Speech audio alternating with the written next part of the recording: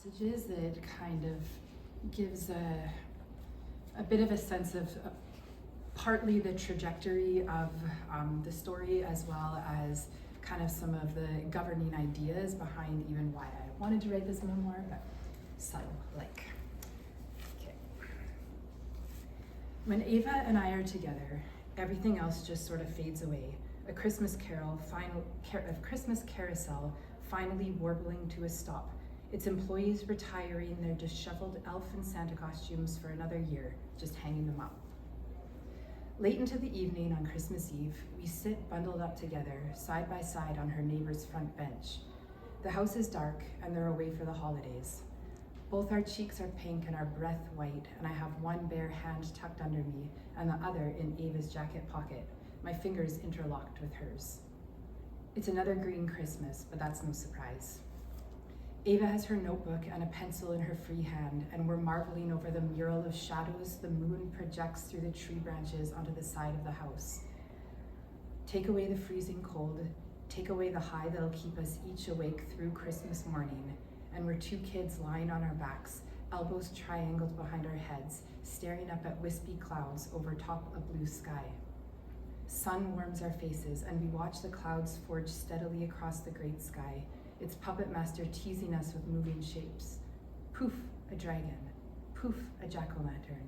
Poof, a mermaid with a devil's face. We giggle and lean into each other.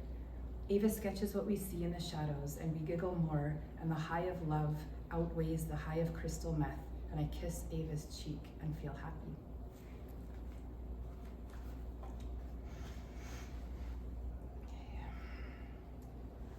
Ashley's parents are out of town, and we have the house in its tall-ceilinged, immaculate suburbia real estate magazine-worthy glory to ourselves. We stand around the granite island and take smoke breaks on the concrete patio, leaning back in reclining summer chairs, me looking up at the stars. Ashley plays 50 Cent through the television speakers. Ashley and Junior go upstairs together. Mara looks at me. Smoke?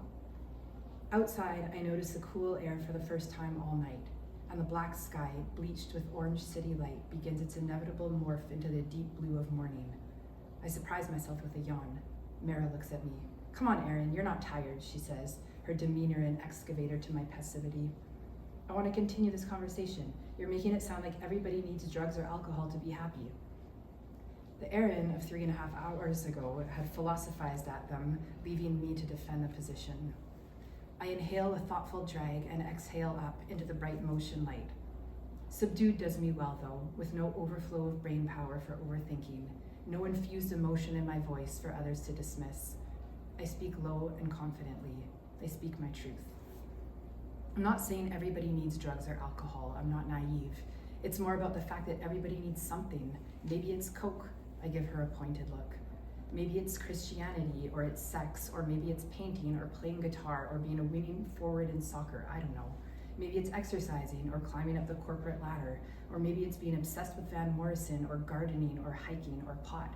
It's like there's passion, and there's obsession, and there's addiction, and it's this tangled ball that society loves to pull threads from and says, oh wow, this is revered, or oh no, this is unacceptable. So then we just silo ourselves and point our fingers and say good, bad, good, bad, bad, bad, good. And we pretend we don't actually understand each other, but we do, because these are human needs. We all need, and we all share that. Energy in my chest, just like when I sing Mayonnaise or another song I love, twists and turns and revs me back up. The motion light goes off and we're shadows in the dark, the only light coming through rectangle windows from inside. Mara waves her arms and we're illuminated again. She's shaking her head. Erin, that doesn't make sense. There's a huge difference between being a cokehead and Michael Jordan. Right, but what's driving it? It's not easy for Michael Jordan to get up at whatever time and practice until his fingers are raw or whatever, and eat quinoa and shit.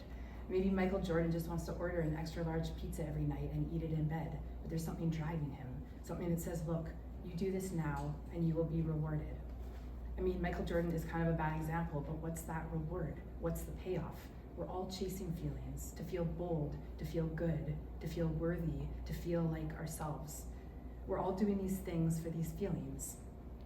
We get there in 1,000,001 ways, but we do what we can to get there. We all have a toolbox. We all learn what tools work. Nah, dude, I don't buy it. I'm not turning to anything at all. Well, you're on coke right now and it's morning. I say it with as much kind sincerity as I can muster. Yeah, but I don't need it. I'm not trying to fulfill anything. I just want to do it. Okay, I can totally accept that, but for me, this is true. I absolutely know this. Yes, right now I'm using drugs to fill that hole, but I could be using anything. Even if I stop using drugs, I'll turn to something. I always have, I always will. What do you mean you always have? Well, like love. I've definitely turned to this idea of love to somehow make myself feel, I don't know, better. But I also sucked my thumb as a kid. I wrote long stories. There truly has always been something, which is why I'm sure there always will be. Mara waves her arm again and the light comes back on. Think about it. We're all created within a dependency in the womb. It's like everything is provided for us. It's warm, we're fed, we're satiated. Need literally doesn't exist in our warm little world. And then suddenly we're born. It's fucking freezing. We've been ripped from everything we've ever known, absolute comfort and warmth. And now suddenly all the stuff we've always felt was part of us, we've always felt was just wholeness, is missing. That's the seeking I'm talking about. We're missing pieces. And it's like home to all of us. This is something we all share. Mary keeps shaking her head. I'd love to ask you about this in 5 years and see if you still believe it. I will. I have zero doubt. The sky's now a meek baby blue. My head and lungs are stuffy, but the electricity sizzling through my fibers needs something. We haven't spoken in a couple of minutes. Well, that's the saddest thing I've ever heard, she finally responds. Okay, and one more.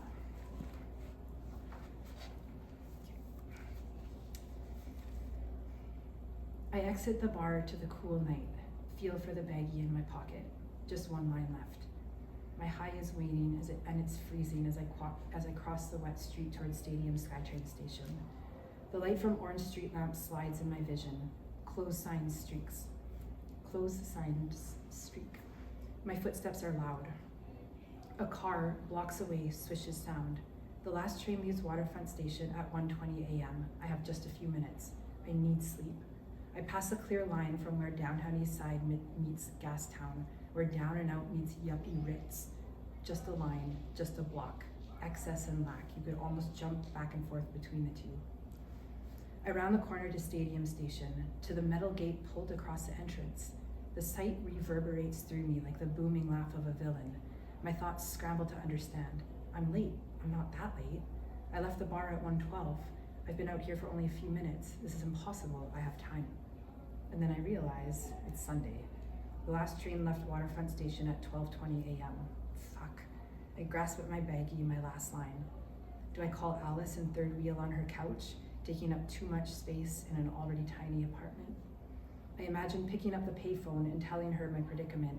Imagine the pauses that would follow, how her voice would drop an octave, how she, concerned, might reluctantly tell me to come over. Freezing in front of the metal gate bellowing no, I am a paper flower and there's a dark storm on the horizon. Ash gray and dungeon red, it's coming for me. I can't withstand anything less than friendly, so I cross off that option and wander towards Granville. If Stadium is a sleeping giant, Granville has one tired eye at half-mast. I'm cold from the inside of my bones and I'm coming down, so I just feel rattled. But I refuse to take my last hit. It would make me want to talk, but there's no one to talk to. It would make me want to do something, but there's nothing to do. Nothing to do but shuffle up and down Granville. There's a certain kind of sadness, like a thick and fuzzy blanket just out of reach, somehow a comfort in its anticipation. I have a quarter in my pocket, so when I see a payphone, I slide it in, punch Julia's number. The ride butch from Zellers picks up, groggy and helpful, trying to find solutions. But why don't you just call Alice? I just can't. My tears fatten in their ducts. Are you okay? I gotta go. Erin, I gotta go. I barely get my words out without a waver and hang up, my palm lingering around the warm plastic of the phone. Every exhale feels heavy. I need to move. Moving seems to slow the crinkling of my insides even just a bit. I walk slowly down Granville, then up Granville on the opposite side of the street. Homeless people are clumped in corners. A man rattles his cart down the middle of the street. I'm lonely from my depths. Steam rises from a grate as I pass it, illuminated against the night, and a weightlessness overtakes me, a soft urge to just lean in and evaporate. I turn down Nelson, which is even quieter. As I cross a side street, a man, portly and finely dressed with a horseshoe of white hair, is crossing the same street from the opposite direction. He's looking at me, head on, and for the first time all night, I feel seen. I smile at him, want him to slow down, to talk to me, to be my friendly uncle with a scarlet face after too much holiday Shiraz. But he doesn't slow down. He averts his eyes. He mumbles, "You working?" It's like he reaches inside me, finds the only remaining glimmer, and snuffs it out.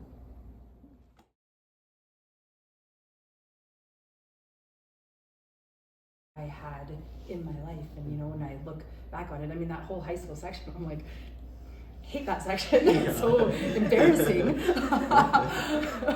But it's like, I feel like, from that literary perspective, it really had to be in there because, I recognize, once I kind of moved through a lot of that stuff, and even actually during, I really recognized that the emotional energy behind it was the same. And so I think that's really, if I'm making a point in my book, it is that what the manual defines as addiction, I mean, I think is behind.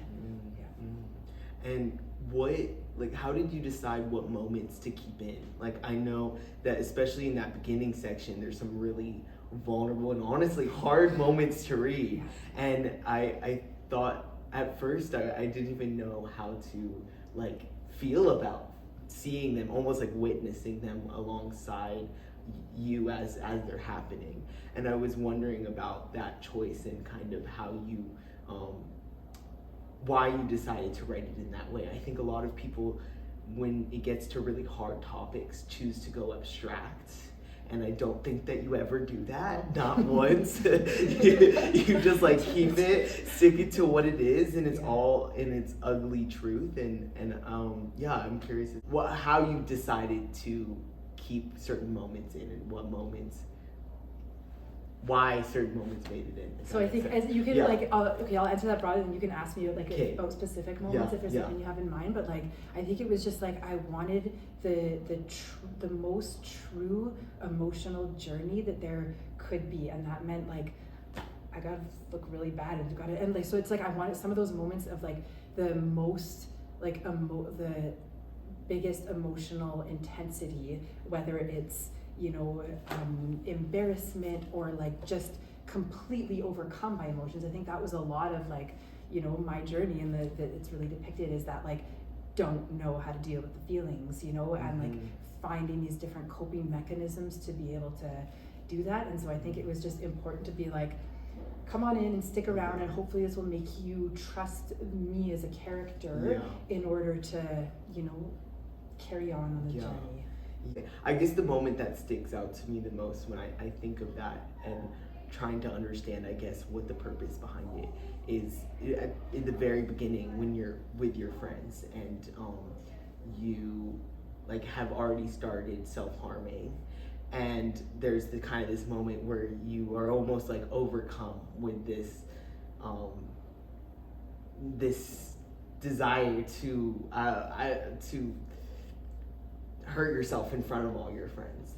And I'm curious as to what that moment meant for you, and why that breaking point to some degree was kept in and with those certain people.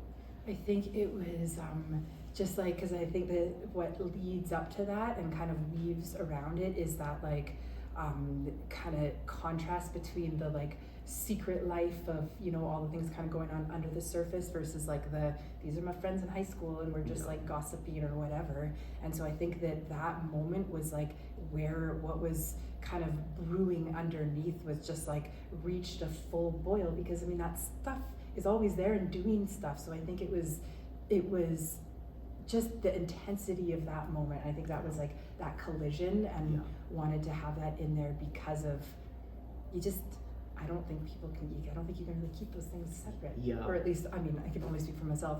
Couldn't. 100% curious as to if these people know about how you've written this story, and if it feels like this book is almost you're reconciling with your own self and what you've done throughout your life, and also reconciling with the people that you've crossed paths with along the way. And I'm curious about actually curious a little bit more what you mean by that, because it's like Yeah. I don't know, I don't think of the book as a like reconciliation myself, but like actually, okay, I'll answer that first. So the people, every single person who has a controversial feeling role in it, I reached out to. Okay. Basically, the moment I was like, oh, okay, got a book deal. Yeah. Reached out, and either they read it or they opted not to read it and just had questions. But yeah, engaged in a lot of conversations. Okay. Not very. That was my least favorite part for sure. Yeah. Definitely writing fiction next time. Yeah. Truly, not like the. Just the the emotional labor around that, which I mean, it's understandable and get it, but it's hard. But yeah, so basically, just had a lot of conversations, spectrum of reactions on that as well.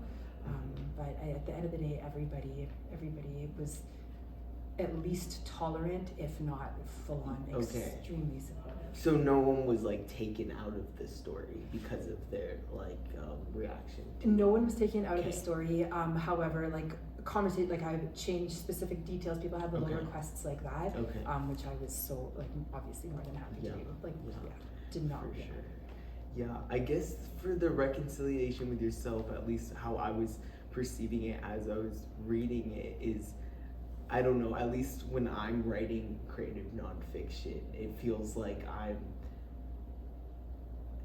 there's almost a therapy to it. Like I'm kind of speaking to myself and to some degree forgiving myself for things and moving past things in some way. And I guess I more so meant it in that way. Like it almost felt like this conversation with yourself. And I had this question kind of later on about how you keep referring to the little me and this like little version of yourself. And I'm curious as to if you meant like a little baby version of you, like the version of you that existed in childhood, or the essence of you that was kind of buried under all of these different like traumas and experiences. Like the latter for sure. Yeah. And I feel like it was so interesting because like I think the cathartic element came before I started writing the book for sure, like the journaling and this and that. But like I definitely had to get it to the point where I'm like, okay, putting it out in the world. Like I did, even since I started writing, I did have to reconcile things with myself. Like just some of I had to have like, I guess the shame that I felt, I get small enough to be able to hold it in this sort of way. And that said, like, I would consider myself, I mean, I feel like healing is a lifelong journey, but like I would say, healed enough to handle all this stuff and to like, look at these past versions of myself with love, you know? But there have been some interesting surprises of just like beautiful reactions from people, or I'm weirdly like hearing my own words from my book in my head as I'm going along, like what's happening in my life now. It's like, okay, well that's interesting. So it's like interestingly have this like new relationship with my book, which I did not expect. Yeah, nice. I guess, okay, I've kind of jumped around in my question, so I'm just gonna like keep jumping around. But to kind of go back to like the characters and stuff, and you describe lust and love and the desire for it as like something that's addictive itself, and each woman that was a part of your experience takes up really significant roles throughout each part and each chapter to some degree. There's that at points it's like each chapter is almost like someone else. Like all in. And I super all in. Feel that. And I'm curious as to I kind of asked this already now that I'm thinking about what I'm saying. But I guess to kind of, I did ask this. Did I ask this? What's the question? Ask it and I'll tell you. Like why you chose to frame the chapters around these women and around your kind of experience with love and the desire for it and addiction, and how those things kind of went hand in hand. Yeah, I think that like it's such a big part of like my journey, and like part of even just kind of recognizing that emotional energy behind addiction, when like pretty much more addicted to love than anything else, or like some version, some romantic version of love. But really it was that was the same drive. It was like I would use, at least when I first started using drugs, it was like I would use drugs because it made that like feeling easier, and it felt like I didn't need to seek because but yeah, a whole lot of seeking. I think that the love was just that, like, I don't know, I think I really wanted to have that, and then almost like various versions of it in there, or like almost like the same thing again in a different way to really demonstrate that. Obviously music plays such a big role in this piece, and I'm curious about how this kind of soundtrack unfolded for you, and why you chose certain songs, and like why you chose the songs that you did. And at some point when you're in your kind of CD making phase, you describe that songs and playlists describe things and emotions that you can't always describe with your words. And I'm curious about how you feel like that music is doing that in this piece, and the soundtrack in this is doing that piece. Are there certain emotions that you feel like those songs are bringing out that you don't feel like you were able to write into the story?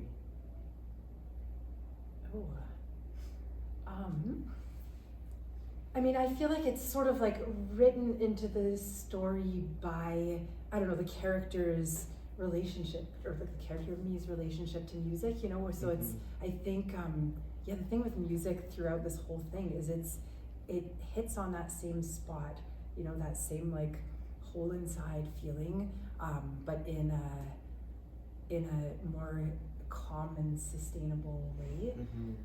And I feel like the music, at least like, for me, like as the person in here, it was like,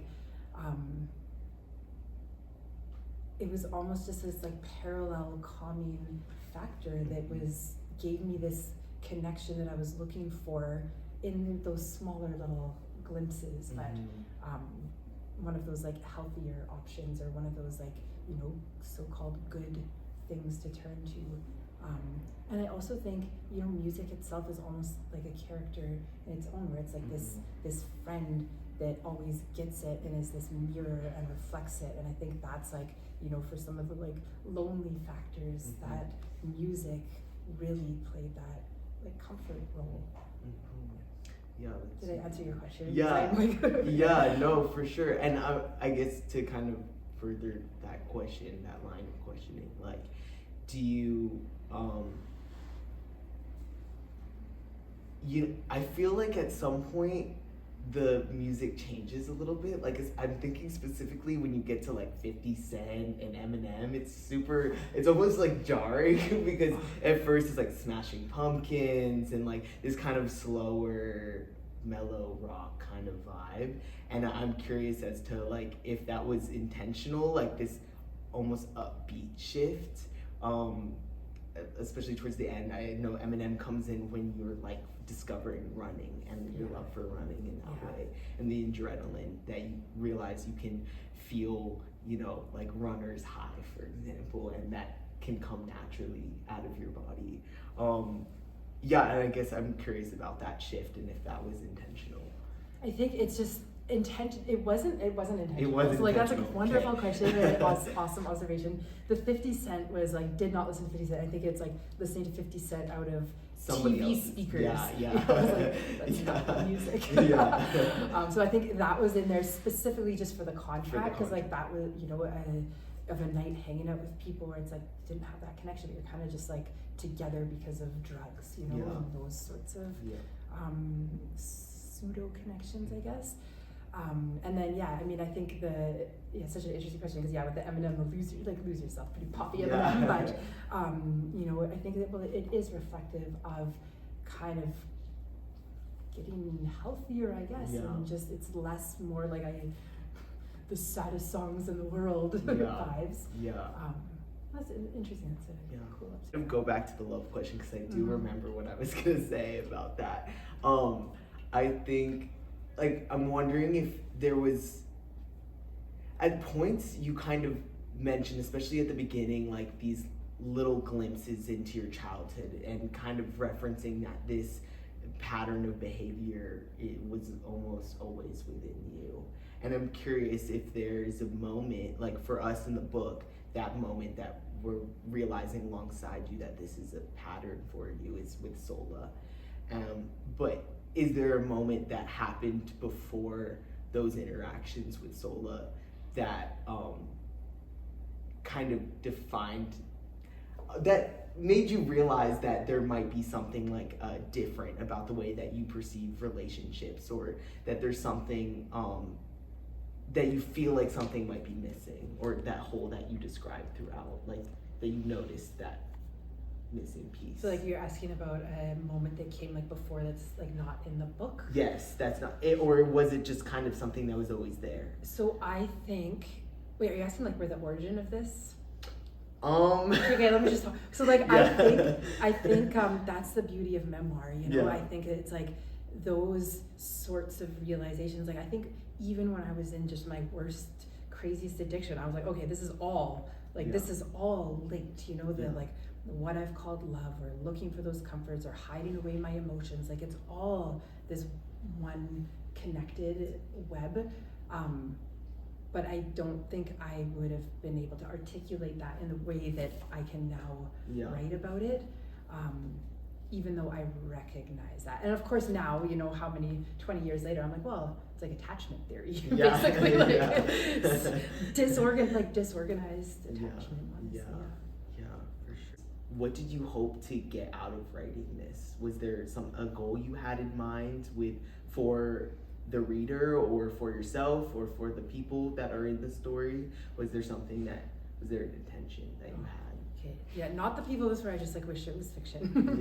It was just a vehicle. But my intention, I think I really wanted to create the most emotionally honest account of what addiction can mean. Addiction is just a word, at the end of it, obviously it's a lot more than a word, but it's a word, and it's addiction, so much of what makes addiction is the emotional energy behind it. And so I think all of my decisions with what is in here and what isn't, and the way that it's presented, is that just what do you think about that? Society. Yeah, I guess I'm gonna keep going, because I do have more questions in my head.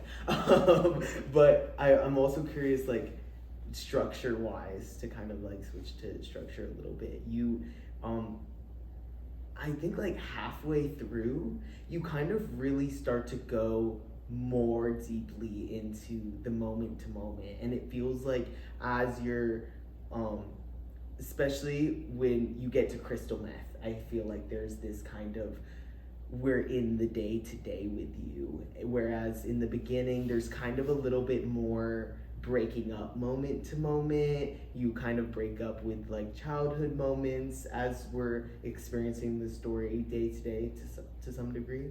And I'm curious if that was intentional as well. Sort of it's the structure is interesting, and I did the further we went along, I wanted it to be more obviously introspective, and I think that was part of the journey, where it was I think even though there's always kind of a struggle between at least two different things, two different worlds or ways of being, as it went along, it was the struggle became, I really need this thing to feel okay or feel like myself, versus I need to walk away from this thing because it is slowly killing me. And I think that but it's still giving me all of these things, but just so I think the more intense things got, and then the more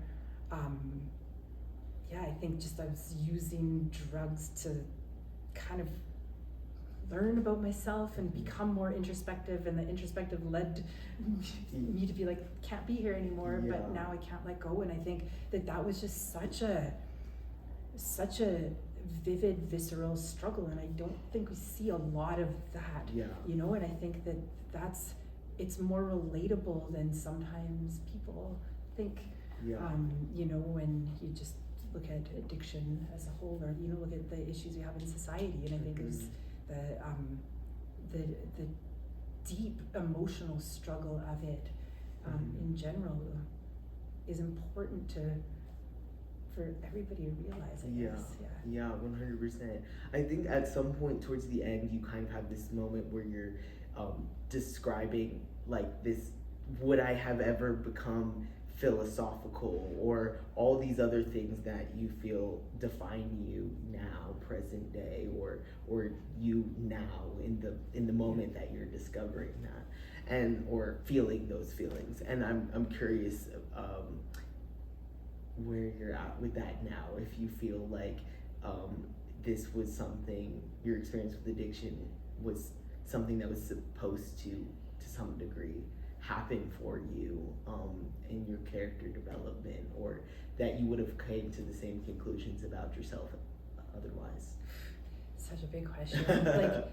Like, I mean, I wouldn't change anything about any single event or part of my life in any way. Wouldn't wish it on anybody though. At the same time, like, I don't think it's so interesting, because I mean, I am so privileged in so many ways, you know, to even be here and not using drugs yet. Like, would not recommend. Would not recommend. But I do think I mean, the meant to be question, kinda, like, I do feel like this was my path, and it had to be my path, and I don't not believe that had I taken a different path that I wouldn't be here. And so, you know, I think everything is I just think everything just is, and, you know, should be. But I mean, I think it's, would not recommend it. I guess I just hope that, like, that aside, even though I think what I wanted to show is that struggle, and is that, like, you do get a lot of things from it, emotional and otherwise. So it's like, that's kind of where we need to come at it from on a societal perspective. But no. 100%. And kind of going off that kind of not, like, do you feel like you learned something about yourself writing this piece, your memoir? I mean, but I feel like I'm always learning things about myself. But yeah, definitely. I mean, is there something specific that you feel like you took away from it? Like the actual act of writing it? The act of writing it, or reading it, or in, like, any process of the book, really, like, that you had with it. Do you feel like you learned something about yourself that you were surprised of, or like anything? I don't know. It was so, like, it was so consciously crafted, you know. Like, I think, again, like, I'm a lifelong journaler. Like, probably would not be without journaling, honestly. And like, that it was always my, like, cathartic release and intellectualizing my feelings so they made sense, which is like a big trap, because you just feel your feelings, people. But but I think that was like that was more of the release part. And then as far as, like, learning stuff, I mean, I still, like I said, I have there's this new relationship I have now with my book, but I don't think I have a specific answer. No, that's fine. And then I guess my last question, and then maybe if anyone else has questions, we can open the floor to that. But I'm curious about structure again, like how you chose to break up the book. There's each chapter, not chapter, but section has a word like passion or addiction and its definition and a title. And I'm curious as to how you broke that up and why you broke it up in that way. Yeah, because I think I wanted to, it's back to that, like, you know, addiction is a word, but what does it does it really mean, you know? Yeah. And I think I just that each section has that definition of, you know, love is even one of them. Yeah. And I think really just wanted to demonstrate those different things that we define in ways, but it's like, isn't there a very similar emotional energy running through all of it?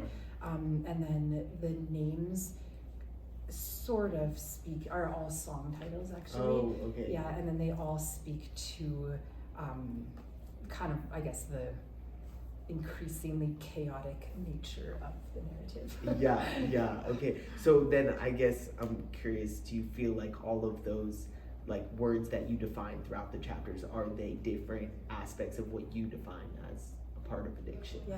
Okay, Yeah. nice. Awesome. Yeah.